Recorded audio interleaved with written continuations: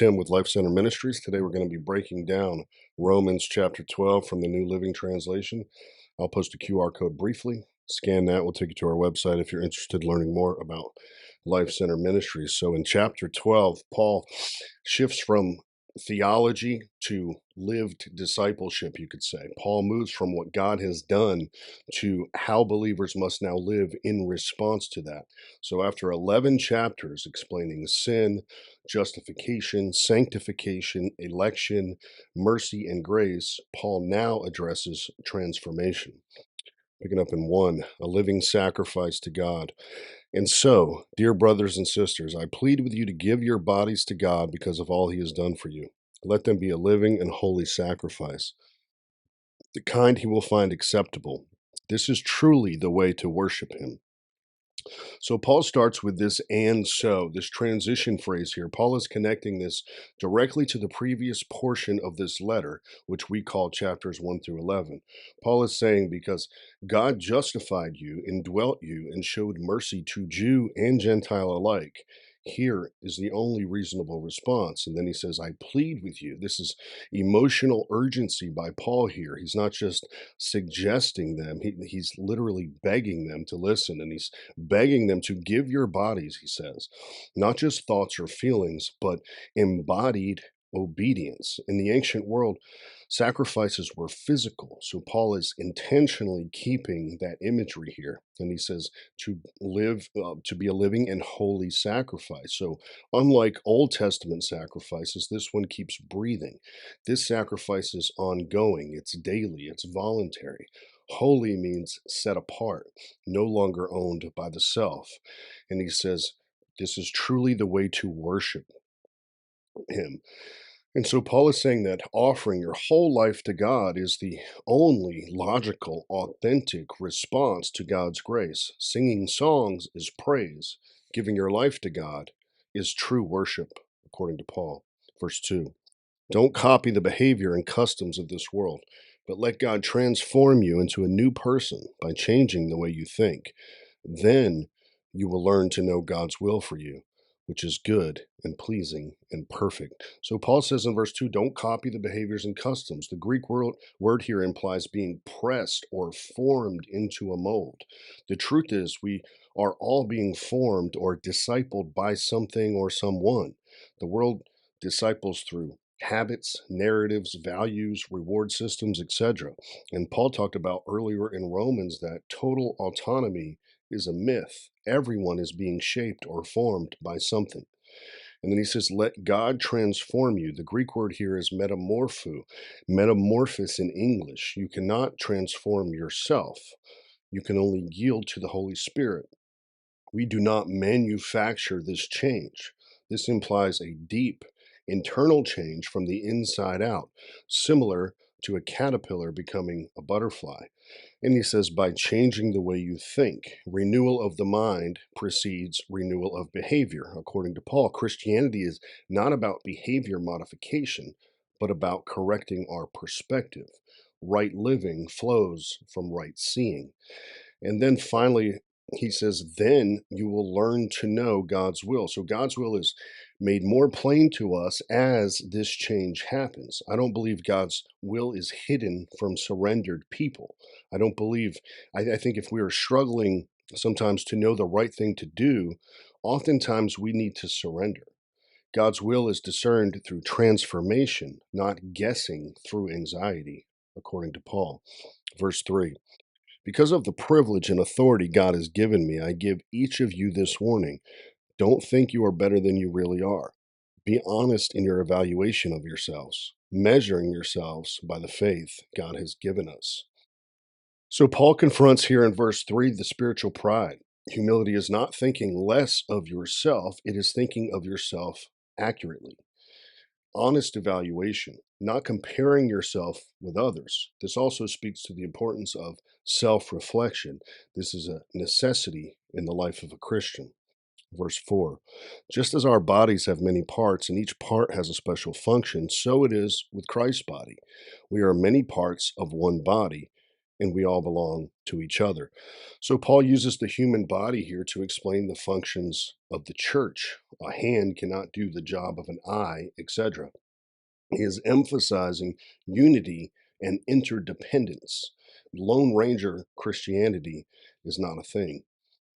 Verse 6, in his grace, God has given us different gifts for doing certain things well. So if God has given you the ability to prophesy, speak out with as much faith as God has given you. If your gift is serving others, serve them well. If you are a teacher, teach well. If your gift is to encourage others, be encouraging. If it is giving, give generously. If God has given you leadership ability, take the responsibility seriously. And if you have a gift for showing kindness to others, do it gladly. So Paul's saying here that God has given each of us different gifts to use. Paul is admonishing us to take these gifts seriously and to use them wisely and generously and gladly, etc. Paul is saying that the attitude of the service matters as well as the action. Verse 9, don't just pretend to love others, really love them. Hate what is wrong, hold tightly to what is good. Love each other with genuine affection and take delight in honoring each other.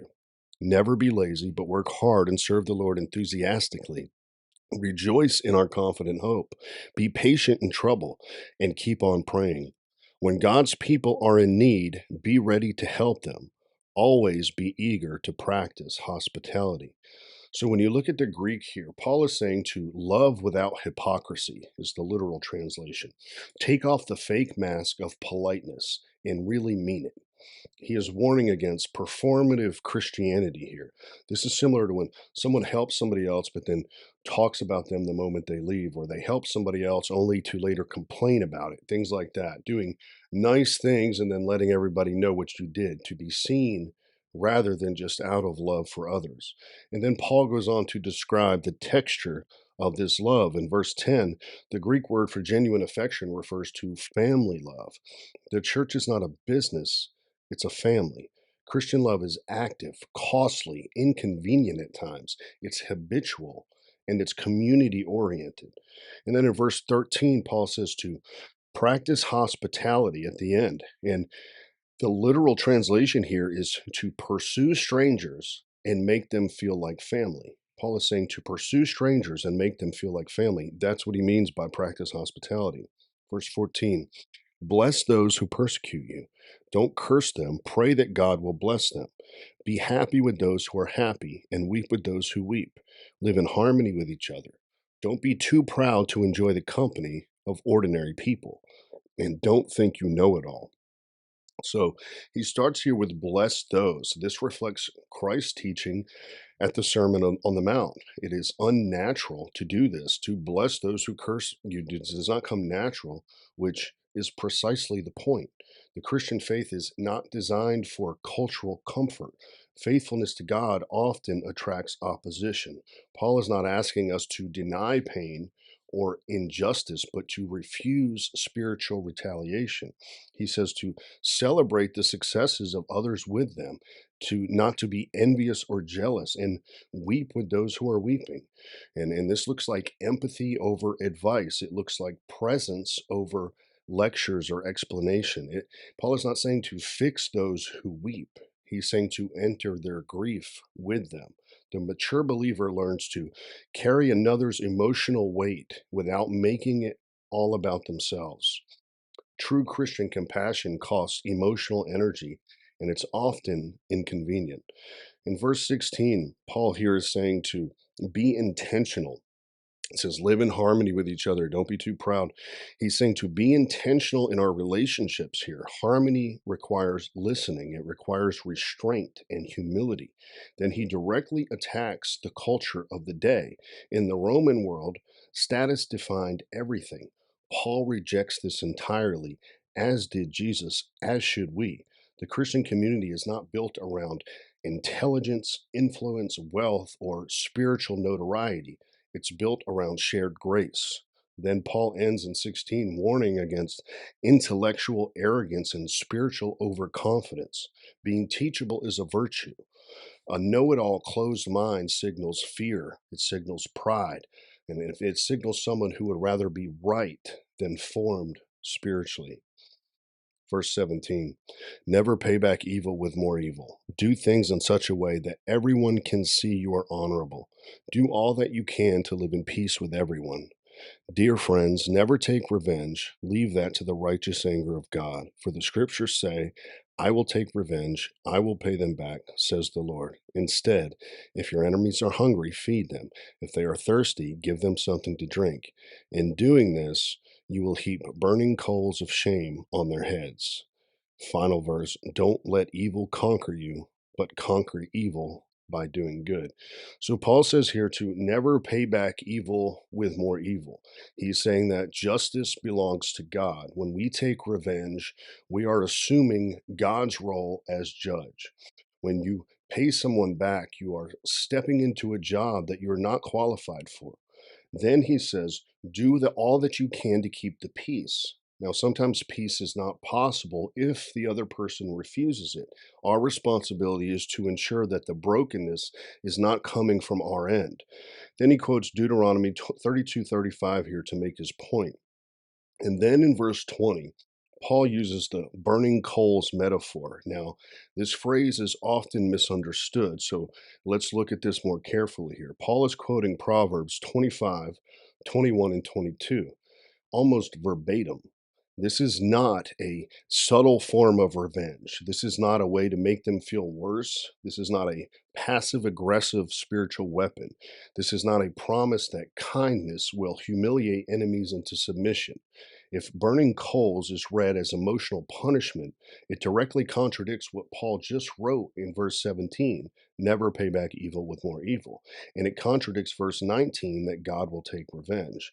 So Paul is not smuggling vengeance here through the back door with this metaphor. In Proverbs, this instruction is framed as wisdom, not retaliation. The action commanded is kindness, and the outcome is a moral awakening rather than harm. Now, in the ancient world, fire often symbolized purification, not destruction.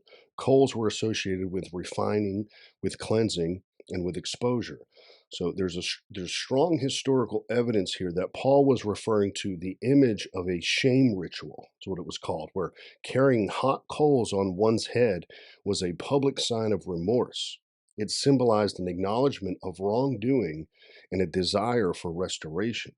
So, what I believe Paul is saying here is your kindness creates space for your enemy to recognize their guilt and to turn from it. Paul's logic is your enemy expects retaliation, you respond with mercy, their moral framework is now disrupted, their conscience is awakened, and then God, not you, handles the outcome. And then in verse 21, the final verse here, he says, conquer evil by doing good. Paul is essentially saying, don't play the enemy's game. Don't play by his rules. This is the only way to win. Do not play the game. Respond to evil with aggressive goodness. Again, very unnatural, but I believe that is precisely the point here. And then in the last couple of verses, Paul here is calling us to intentional acts of mercy. He's calling us to emotional restraint and to trust in God's justice. And then he is calling us to refuse to mirror evil behavior. And that's the end of Romans 12. Some key takeaways I have here. Number one, grace produces obedience. Number two, the greatest form of worship is obedience. Number three, transformation begins in the mind. Number four, God gives us gifts for service, not for status. Number five, love must be sincere and active. And finally, evil is defeated with Christ like goodness. That's all we have for Romans chapter 12. Please join us next time for Romans 13. Thank you so much for watching. God bless.